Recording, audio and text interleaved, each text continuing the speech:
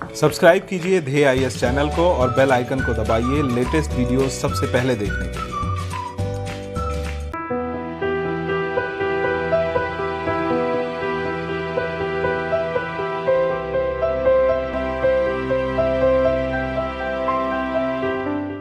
नमस्कार, मैं सुनील वर्मा ध्येय आईएएस टीम की ओर से आपका स्वागत करता हूं ध्येय टीवी पर। हम बात करेंगे डेली करंट अफेयर्स के अपने प्रोग्राम पर, जैसा कि हम प्रतिदिन करते आए हैं। आज की वीडियो में दो टॉपिक हम डिस्कस करेंगे। पहला है भारत चीन सीमा विवाद और संघर्ष। देखेंगे कि सिक्किम में क्यों चीन के साथ भारत की सेना का जो है कि टकराव सामने आ रहा है, इसके पीछे के कारणों को विश्लेषित करेंगे, तो साथ ही साथ इसके बैकग्राउंड को भी हम समझेंगे। वहीं जो दूसरी खबर है उसमें हम बात करेंगे स्वास्थ्य के क्षेत्र में कठोर कदम उठाए जाने की आवश्यकता क्यों बतलाई जा रही है, इसको हम डिस्कस करेंगे। आइए इन्हीं दोनों टॉपिक को हम एक एक करके हम विश्लेषित करते हैं। सबसे पहले भारत चीन सीमा विवाद। भारत दक्षिण एशिया का सबसे बड़ा देश है, आपको पता है, और इसकी जो सीमाएं हैं, स्थलीय सीमाएं 7 देशों अर्थात पाकिस्तान, अफगानिस्तान, चीन, नेपाल, भूटान, म्यांमार और बांग्लादेश के साथ लगती है। नेपाल और भूटान को छोड़कर अन्य देशों के साथ जो हमारी सीमाएं हैं वो जटिल हैं। भारत और भूटान, नेपाल और भूटान के साथ तो आपने देखा होगा कि यहाँ पर लोगों का आवागमन होता है, और यह आवागमन इस वजह से हो पाता है क्योंकि यहाँ पर बाउंड्री का जो डिस्प्यूट है या जो विवाद है वो उस रूप में नहीं है जिस रूप में चीन और पाकिस्तान के साथ दिखाई देता है। चीन के साथ भारत की सीमा 3488 किलोमीटर लंबी लगती है, और यह जो राज्य हैं जहां जो भारत के वह राज्य जो जम्मू कश्मीर के संपर्क में आते हैं वह है जम्मू कश्मीर, हिमाचल प्रदेश, और यहाँ पे एक चीज़ ध्यान दीजिएगा, जम्मू कश्मीर के साथ अब लद्दाख वाला भाग भी जुड़ गया है यूनियन टेरिटरी। तो जम्मू कश्मीर, लद्दाख, हिमाचल प्रदेश, उत्तराखंड, अरुणाचल प्रदेश के साथ यह सीमा लगती है। चीन के साथ जो सीमा विवाद है यह लंबे समय से कई बार तनाव का कारण बनती रही है। 1962 का जो हमने युद्ध देखा वह भी इसी का एक रूप था, और ये जो तनाव बनता है वो इस वजह से बनता है क्योंकि चीन के द्वारा हमेशा प्रसार की नीति और भारतीय क्षेत्रों के को कब्जा करने की नीति उसकी रही है, और इसके कारण आए दिन ये जो मुद्दा जटिल होता रहता है।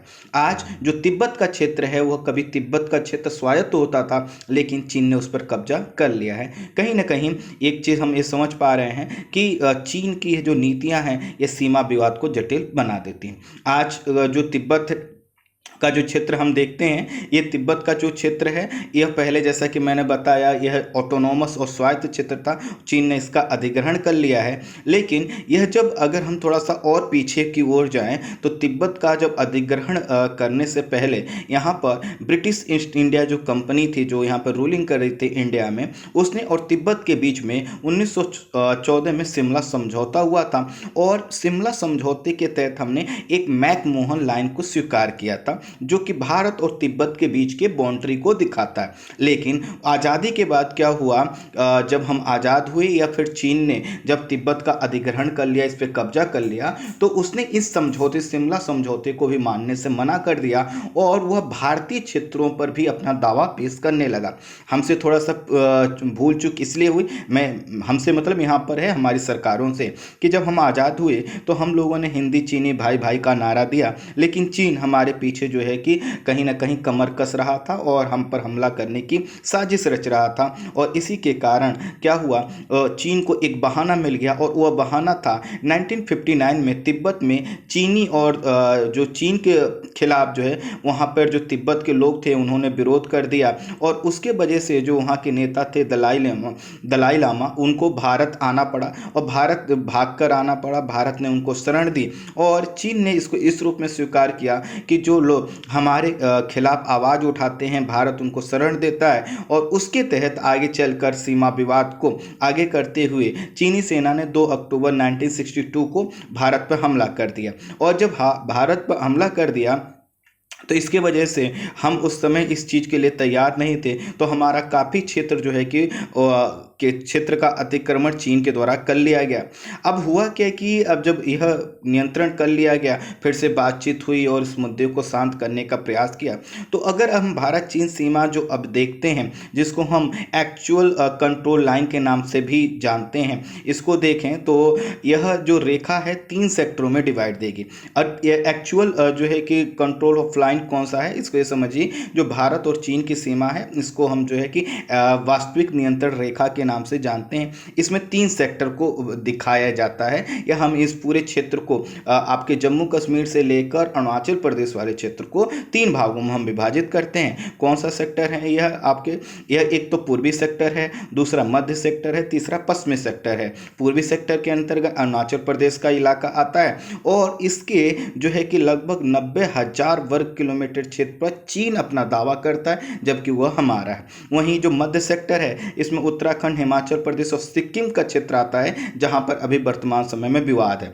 और वहीं जो पश्चिमी सेक्टर है उसमें लद्दाख वाला जो क्षेत्र है, अक्साई चीन वाला जो क्षेत्र इसमें आता है। तो कुल मिलाकर के इसलिए मैंने ये बताया आपको कि कई बार पूर्वी सेक्टर, मध्य सेक्टर, पश्चिमी सेक्टर अगर आप सुने तो आपको कंफ्यूजन ना हो, क्योंकि आपको पता है कि पश्चिमी सेक्टर का जो क्षेत्र है वह पाकिस्तान ऑक्यूपाइड जो कश्मीर का जो क्षेत्र है, जो हमारा क्षेत्र पाकिस्तान ने और फिर उसके बाद चीन ने अधिग्रहित कर लिया है, वहाँ पर चीन कॉरिडोर बना है। और उसके चीन कॉरिडोर पर जब भी कुछ चेंज आते हैं, कोई नया कंस्ट्रक्शन आता है तो चर्चा का कारण बन जाता है। और वहीं पर अभी एक कुछ समय पहले डोकलाम का जो विवाद आया था वो भी आपने सुना था। तो ये भी क्या है, आपकी इसी जो है कि भारत चीन सीमा विवाद से संबंधित है। और यह जो डोकलाम विवाद था यह कहां पे आपको देखने को मिलेगा, यह देखने को मिलेगा आपको सिक्किम और भूटान के पास। तो यह मध्य क्षेत्र का है। और वहीं जो अरुणाचल प्रदेश वाला एरिया है, आए दिन वहां पे चीन की घुसपैठ मिलती रहती है और वहां पर क्या है, एक नए प्रकार का तनाव होता है। हाल में सूचना आई है कि चीनी सैनिकों ने क्या किया है, पूर्वी लद्दाख और सिक्किम में भारतीय जो है कि सैनिकों के साथ झड़पें की हैं। अर्थात घटना एक ही जगह नहीं हुई, 2 जगह हुई है। कहां पर, लद्दाख में भी हुई है और सिक्किम में भी हुई। तो यहां पर जो मेन खबर बनी है वह है सिक्किम की। तो मैं आपको एक इमेज दिखा रहा हूं, ये रेड कलर का पॉइंट देखिए। अब मैं इसको थोड़ा सा जूम कर रहा हूं और जूम करते हुए देखिए आपको एक पॉइंट दिखाई दे रहा होगा नॉर्थ में, ये है सिक्किम।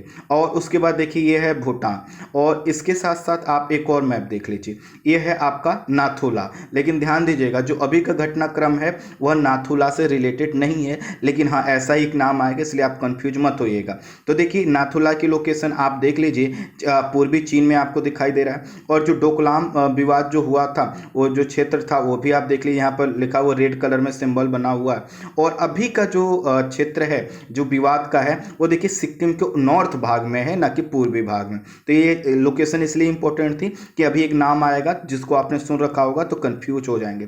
मीडिया रिपोर्ट में यह सामने आया है कि चीन की पेट्रोलिंग आर्मी, अर्थात जो मूव करती रहती है, जो सीमा पर नियंत्रण करती है, उसने भारतीय सीमा में प्रवेश किया और भारतीय सैनिकों द्वारा जब विरोध किया गया तो उसके दौरान जो है कि झड़पें हुई। इसमें 11 चीन के सैनिक और जो है कि 5 भारतीय सैनिकों के जख्मी होने की यह खबर आई। चीन की सरकार या चीन की मीडिया ने इसको बहुत ज़्यादा हाईलाइट नहीं किया, क्योंकि उनकी तरफ से सैनिकों को हताहत ज़्यादा हुई है। वहीं भारतीय सैनिकों ने काफ़ी मजबूत तरीके से इसका जवाब दिया, तो भारतीय मीडिया में आपको इस काफ़ी अच्छा कवर किया हुआ दिखाई देगा।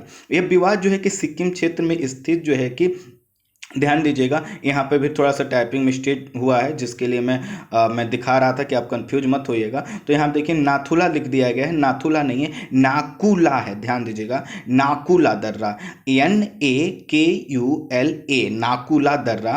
तो यह विवाद सिक्किम क्षेत्र में स्थित नाकुला दर्रे से है, जिस पर जो है कि चीन अपना दावा करता है। नाकुला दर्रा कौन सा है मैं आपको दिखा दूं, यह जो रेड कलर का पॉइंट है। वहीं नाथुला कौन सा है, यह है। तो नाथुला से संबंधित विवाद नहीं है, यह है नाकुला से। ठीक है, तो अभी क्या किया है, इसी दर्रे पर जो है कि क्या किया इन्होंने, इस क्षेत्र में अतिक्रमण करने की कोशिश की और जिसका जवाब जो है कि भारतीय सैनिकों के द्वारा दिया गया।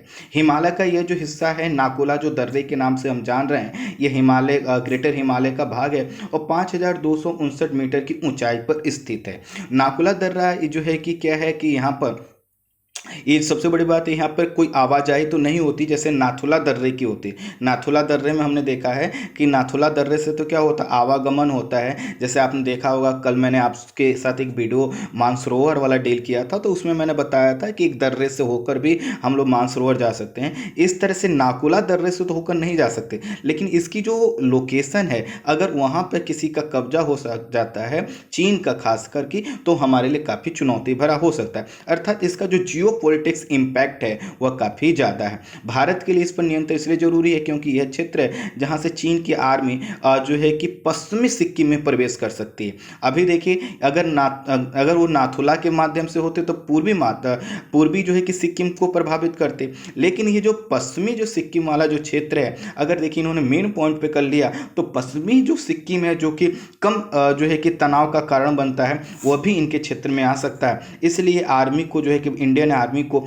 इन्हें वापस भेजना जरूरी था और यही हुआ, और इसी के वजह से ये जो है कि नाकुला जो दर्रा है यह चर्चा का कारण बना हुआ है। तो कुल मिलाकर नाकुला दर्रा आपके लिए इंपॉर्टेंट है, थोड़ा सा उसको ध्यान में रखना है। वर्तमान समय में हुआ यह है कि जब विवाद बढ़ा तो फिर वहाँ पे जो कमांडेंट ऑफिसर थे उन्होंने मिल बैठकर बातचीत करके इस मुद्दे को शांत कर लिया, लेकिन यह मुद्दा कितने दिन शांत रहेगा ये कहा नहीं जा सकता। कारण यह है कि चीन इस समय दो तरह की नीति अपना रहा है। दो तरह की नीति कौन सी है? एक तो वह प्रोडक्ट को बेचने का काम कर रहा है, अर्थात जितनी भी चीज़ों का हम डिमांड कर रहे हैं पूरे वर्ल्ड में प्रोडक्शन रुक गया है तो चीन इसका फायदा उठा रहा है। दूसरा एक यह कर रहा है वो कि वो क्षेत्र प्रसार की नीति अपना रहा है। कुछ समय पहले जापान के साथ ऐसे ही विवाद सुनने को आया था। दक्षिणी चीन क्षेत्र का चीन सागर का जो क्षेत्र है उसमें भी जो है कि अभी अमेरिका ने ऐसी बात कही थी कि कुछ रिपोर्ट्स ऐसी आई कि वहाँ पर चीन अतिक्रमण कर रहा है और उसी में भारत के साथ ये चीज़ें देखने को मिल रही हैं। तो कहीं ना कहीं यह लग रहा है कि जो विवाद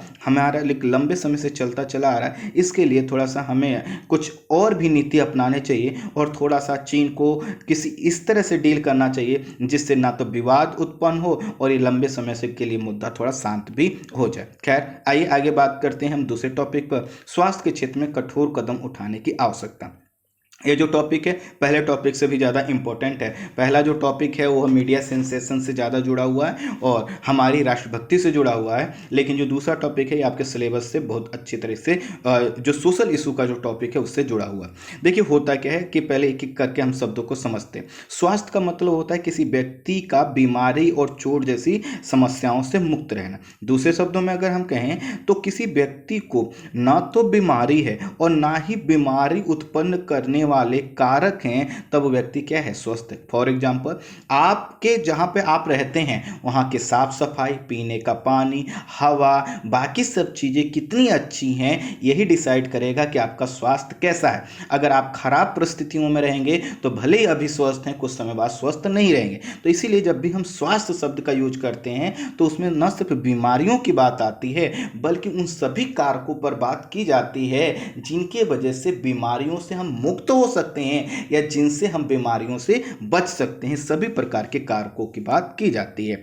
भारत की अधिक जनसंख्या और साथ ही साथ गरीबी, हमारा जो पिछड़ापन है और स्वास्थ्य सुविधाओं के अभाव के कारण यहाँ पर जो बीमारियों से मरने वाले लोगों का अनुपात है वो विश्व में सर्वाधिक जो है कि अनुपात वाले देशों में भारत को शामिल किया जाता है। वर्तमान वैश्विक आवश्यकताओं को देखते हुए WHO का यह मानना है कि प्रत्येक देश को अपनी GDP का लगभग 5% हिस्सा सेना पर खर्च करना चाहिए, लेकिन भारत अपनी GDP का लगभग 1.5% भाग स्वास्थ्य पर खर्च करता है, जो कि यह दिखाता है कि हमारी बड़ी जनसंख्या, गरीबी रेखा से नीचे रहने वाली जनसंख्या, रिमोट एरिया में रहने वाली जनसंख्या के लिए पर्याप्त नहीं है। और जब पर्याप्त नहीं है तो इसी के कारण क्या होता है, कई प्रकार की दिक्कतें आती हैं। हमारे यहाँ मातृ मृत्यु दर ज़्यादा है, हमारे यहाँ चाइल्ड डेथ रेट हमारे यहाँ ज़्यादा है, हमारे यहाँ जो है कि कुपोषण से मरने वाले लोगों का अनुपात ज़्यादा है, वायु प्रदूषण से, जल प्रदूषण से, जल जनित बीमारियों से मरने वाले लोगों का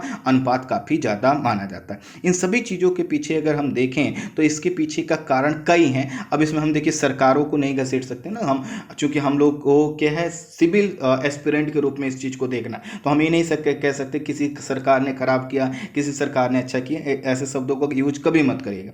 बस ये समझिए कि अभी तक जो भी सरकारें आई उन सभी सरकारों ने क्या किया है कि जो स्वास्थ्य का एजेंडा है उसको काफ़ी नीचे रखा और इसी के कारण क्या हुआ, स्वास्थ्य का जो सेक्टर है वह प्रभावित हुआ। अगर हम देखें अपनी राष्ट्रीय स्वास्थ्य नीति को देखें तो भारत की जो पहली राष्ट्रीय स्वास्थ्य नीति अपनाई जा रही है, सोचिए कितना लेट 1983 में अपनाई जा रही है। वहीं दूसरी जो स्वास्थ्य नीति 2002 में और तीसरी जो स्वास्थ्य नीति अपनाई गई है 2017 में अपनाई गई। कुल मिलाकर यह बताता है कि राष्ट्रीय स्वास्थ्य नीतियों में काफ़ी गैप रहा है, काफ़ी लंबे लंबे समय बाद इनमें चेंज है, और जो इन नीतियों का जो लक्ष्य टारगेट भी रखा गया वो भी कभी अचीव नहीं हुआ है। और जब अचीव नहीं हुआ है तो चुनौतियां क्या हो जाती हैं, आगे बढ़ जाती हैं। वर्ष 2017 की जो राष्ट्रीय स्वास्थ्य नीति थी इसमें भी कहा गया कि सरकार को स्वास्थ्य पर ज़्यादा खर्च करने की आवश्यकता है, और जिसे 2025 तक 2.5% टोटल जीडीपी का खर्च करने की बात इसमें कही गई है। लेकिन जैसा कि मैंने आपको बताया अभी नियर अबाउट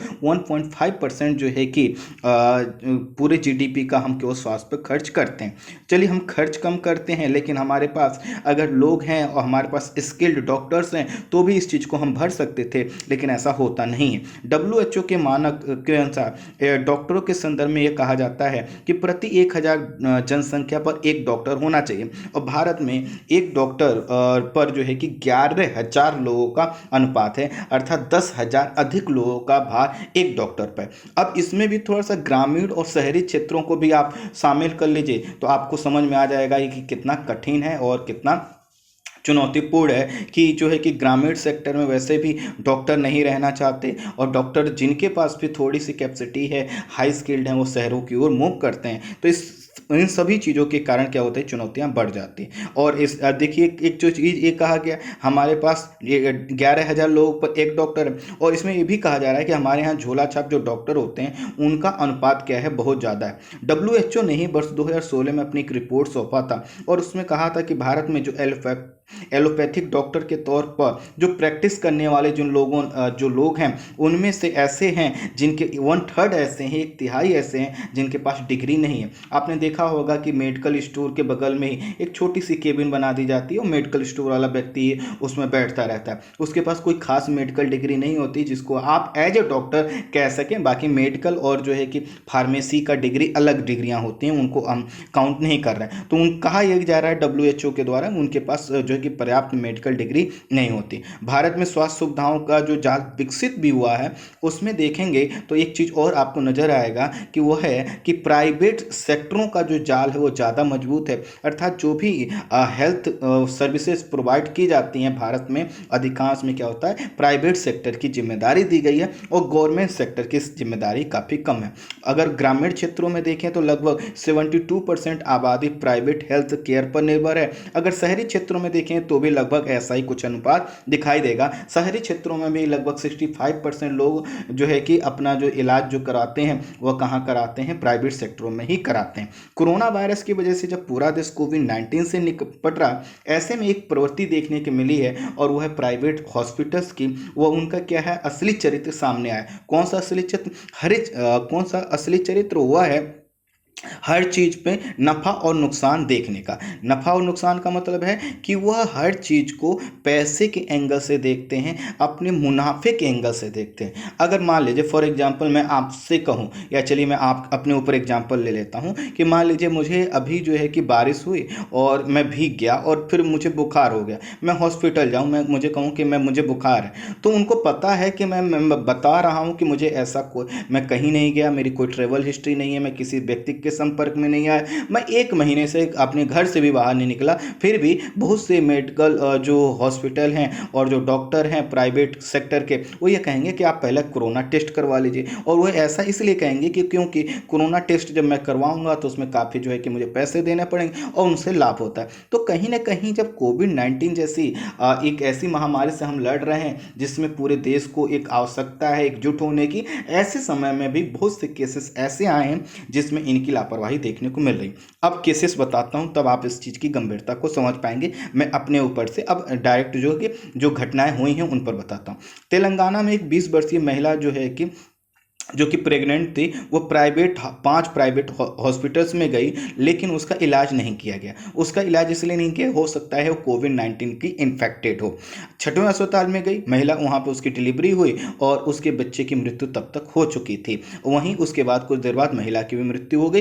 कारण बताया गया कि यह महिला को यहाँ तक लाने में काफ़ी विलम्ब हुआ। तो लोगों का कहना यह है कि अगर उस महिला को पहले ही डॉक्टर ने, हॉस्पिटल ने एडमिट किया होता, इलाज किया होता, तो शायद 2 2 जानें बचाई जा सकती थी। यहाँ पे बात सिर्फ 2 जाने की नहीं है और एक उदाहरण की नहीं है, हर जगह ऐसा हो रहा है। कहीं पे चीज़ें जो है कि सामने आ जा रही हैं और कहीं पे सामने नहीं आ पा रही। ऐसा ही एक केस महाराष्ट्र में देखा गया। महाराष्ट्र में एक कोरोना मरीज को भर्ती कराया गया, 15 दिन तक वो व्यक्ति हॉस्पिटलाइज रहा, उसके बाद उसकी डेथ हो गई और डेथ होने के बाद जो है कि हॉस्पिटल ने एक जो है कि लंबा सा बिल पकड़ाया व्यक्ति उनके परिवार के लोगों को, जो था 16 लाख रुपए का। आप समझ लीजिए, जबकि इस समय की सभी चीज़ों को कहा गया है कि हॉस्पिटल को एक मिनिमम चार्ज लेना है, बावजूद इतने बिल बनाए जा रहे हैं। चलिए, इसमें भी कोई बात नहीं, हो सकता है कुछ खर्च हो गया हो। दिल्ली में भी अभी कई केस ऐसे सामने आए कि जो प्राइवेट हॉस्पिटल है, या तो उन्होंने अपने हॉस्पिटल बंद कर रखे हैं या फिर वह इलाज करने से मना कर रहे हैं। अर्थात वह जो है कि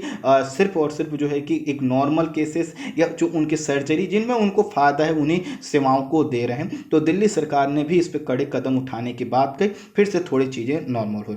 अर्थात प्राइवेट हॉस्पिटल का जो जाल पहले से बना हुआ था, इस समय क्या हो रहा है, वो कोरोना के इलाज में जिस तरह से उम्मीद उनसे की जाती है उस प्रकार के सहयोग नहीं मिल रहा है। और जब सहयोग नहीं मिल रहे हैं तो हो क्या रहा है, एक तो कोविड-19 से ही व्यक्ति बीमार है, अब क्या हो रहा है कि दूसरे बीमारियों से ग्रसित लोगों की भी मृत्यु ज़्यादा हो रही है। आप खुद समझिए, बहुत से लोग ऐसे होते हैं जिनको कोविड-19 के अलावा भी बीमारियां हैं जिनको बचाया जा सकता है, लेकिन जब सेवाएं नहीं देंगे तो यही सब चीज़ें क्या होंगी, सामने आएंगे। अभी आगे देखिए क्या होता है। कोरोना वायरस की टेस्टिंग को सुप्रीम कोर्ट में यह एक पीआईएल डाल के यह कहा गया कि चूंकि अभी सभी किसी का भी व्यक्ति का उत्पादन नहीं हो रहा और इसके वजह से पैसे की कमी है, और जब पैसे की कमी है तो क्यों ना इसको फ्री में निःशुल्क कर दिया जाए। जो है कि सुप्रीम कोर्ट का भी यही मानना था कि चूंकि प्राइवेट हॉस्पिटल हैं वह इसी सोसाइटी इसी समाज से कमाते हैं, तो उनको भी अपना कंट्रीब्यूशन देना चाहिए। लेकिन जो है कि प्राइवेट हॉस्पिटल को ये बात नहीं जमी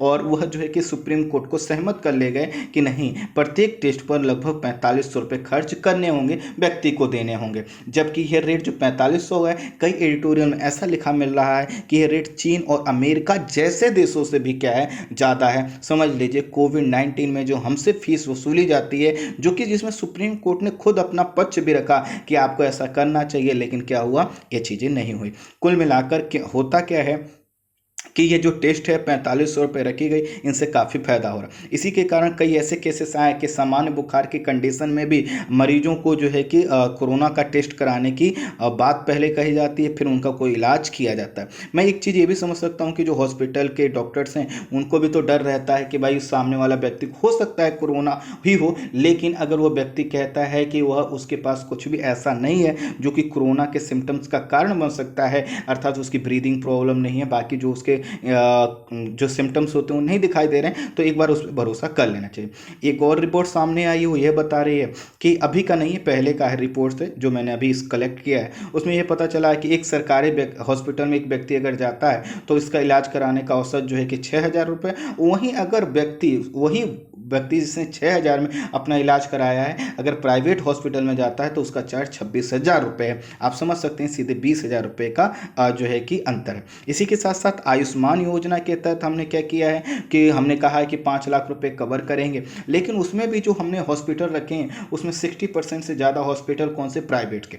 अब इससे क्या हो रहा है कि जो अब ये देखिए 5 लाख रुपये तक का कवर मिलेगा, लेकिन जो लोग इलाज कराएंगे उनका तो कुछ ना कुछ बिल बनेगा ही बनेगा। अगर 5 लाख तक का भी बिल बनता है तो सरकार को देना ही है, तो वो जो पैसा होगा किसका होगा, टैक्स पेयर का होगा। तो टैक्स पेयर ये कह रहे हैं कि जब आपको हमारा पैसा खर्च ही करना है तो आप प्राइवेट हॉस्पिटल को क्यों कर रहे हो, आप सरकारी हॉस्पिटल को इसमें शामिल करो, हमारा पैसा यूटिलाइज हो, सरकारी हॉस्पिटल का चयन बढ़े। लेकिन ऐसा नहीं हो रहा। नीति आयोग और इस बार के बजट का भी अगर हम थोड़ा सा पक्ष देखें तो हमें पता चलेगा कि सरकार यह चाहती है कि वह जो है कि जो हॉस्पिटल हैं उनको पब्लिक प्राइवेट पार्टनरशिप की नीति के तहत आगे बढ़ाए, अर्थात उसमें सरकार का भी सहयोग होगा, लेकिन मुख्य जो भूमिका होगी प्राइवेट सेक्टर की होगी। अर्थात जो पहले से एक लंबी समय से एक नीति चली आ रही थी प्राइवेट सेक्टर को प्रमोट करने की, वह अभी रुकती हुई दिखाई नहीं दे रही। इसी में कई प्रकार की चीज़ें सामने आ जा रही हैं। लोग कह रहे हैं कि हमें अपनी स्वास्थ्य नीति पर सोचने की ज़रूरत है।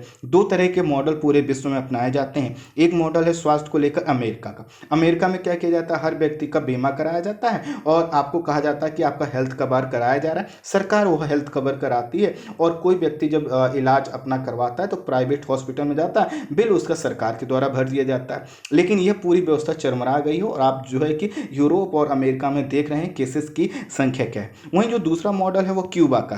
क्यूबा में सभी सुविधाएं जो है कि स्वास्थ्य सुविधाएं सरकारी हैं, कोई भी आपको जो है कि चार्ज नहीं लिया जाता, कोई बीमा आपको नहीं दिया जाता। लेकिन हाँ, आप एश्योर हो सकते हैं कि आपकी हर प्रकार की बीमारी आपके ही सरकारी अस्पताल में हो सकती है। और इस समय कोविड-19 से यह मॉडल काफ़ी फायदेमंद सिद्ध हुआ है, कारगर सिद्ध हुआ है। क्यूबा के जो डॉक्टर्स हैं वो बाहर जाकर भी इलाज कर रहे हैं। अब इसी समय में ये कहा जा रहा है क्यों ना हम अपने हेल्थ इंफ्रास्ट्रक्चर को चेंज करके जो है कि कुछ मूलभूत परिवर्तन ला दें। मूलभूत परिवर्तन का मतलब ये है कि जब हमने देख लिया कोविड-19 जैसा महामारी पूरे देश को कितना रोक सकता है, तो ऐसी चुनौतियां भविष्य में भी आ सकती हैं। और साथ ही साथ भारत जैसे गरीब और विकासशील देश के लिए ज़रूरत है कि वो अपने नागरिकों के लिए थोड़ा सा और भी कुछ सोचे। इसलिए कहा जा रहा है कि क्यों ना हेल्थ को फंडामेंटल राइट बना दिया जाए, और यह जो है कि सरकारों की जिम्मेदारी। हालांकि फंडामेंटल राइट्स को बनाए जाने के लिए जो भी तर्क आ रहे हैं उसमें यह तर्क नहीं है कि इसको सुप्रीम कोर्ट के माध्यम से एक्टिव करवाया जाए।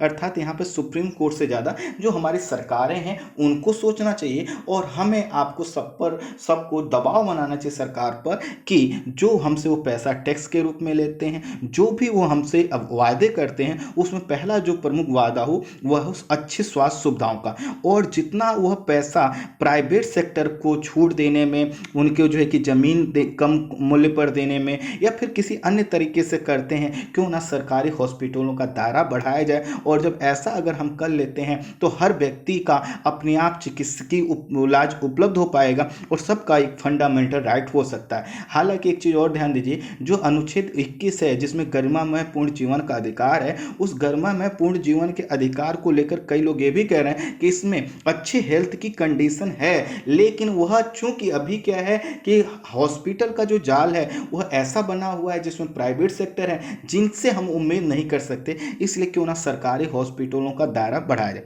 वर्तमान समय में भी क्या होता है कि सरकार हॉस्पिटल ना बढ़ाकर क्या करती है, हॉस्पिटल के लिए रिस्पॉन्सिबल जो कारक हैं, जैसे मान लीजिए स्वास्थ्य जो कि सफाई है, जल आपूर्ति है, या जो जिससे इम्यूनिटी सिस्टम कम जो है कि मजबूत होता है, जैसे मान लीजिए राशन देना, जो कि पोषाहार तत्व देना, इन सब चीज़ों को करती है। लेकिन सरकार को एक चीज़ समझना होगा कि प्राइवेट सेक्टर ही है, उसका जो फोकस कभी भी जब जरूरत पड़ेगी तो देश के लिए वह उस रूप में नहीं खड़ा होगा जिस रूप में सरकार खड़ी होगी। सरकार जब किसी चीज को इस रूप में देखती तो उसके लिए क्या होता है, मैक्सिमम जो है कि वेलफेयर होता है। वहीं जब प्राइवेट सेक्टर है वह एक आर्थिक प्राणी है, उसको ऑपरेट करने वाला, चलाने वाला संस्था ग्रुप क्या है, एक आर्थिक प्राणी है। वह आर्थिक प्राणी क्या करेगा, सबसे पहले अपने लाभ के विषय में सोचेगा, और जब 10 लोगों में जो सबसे अच्छा प्रॉफिट दे पा रहे हैं वही दे पाए। इसीलिए इस समय यह भी कहा जा रहा है कि मान लीजिए सबको आप स्वास्थ्य कवर की बीमा भी दे दीजिए कि किसी को 5 लाख, किसी को 10 लाख, जो थोड़ा बहुत प्रीमियम